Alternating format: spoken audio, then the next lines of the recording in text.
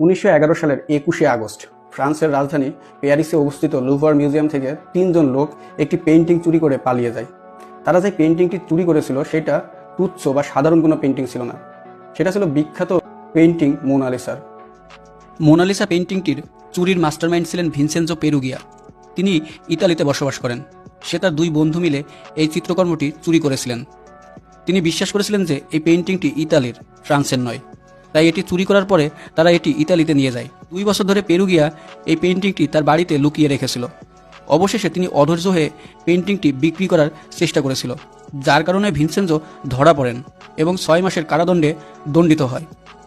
পরবর্তীতে পেইন্টিংটি লুভর মিউজিয়ামে ফেরত পাঠানো হয়। আর এই চুরির পরেই মোনালিসার জনপ্রিয়তা বাড়তে শুরু করে এবং এটি বিশ্বের বিখ্যাত পেইন্টিং হয়ে ওঠে। চুরির আগে মোনালিসা খুব একটা বিখ্যাত ছিল না।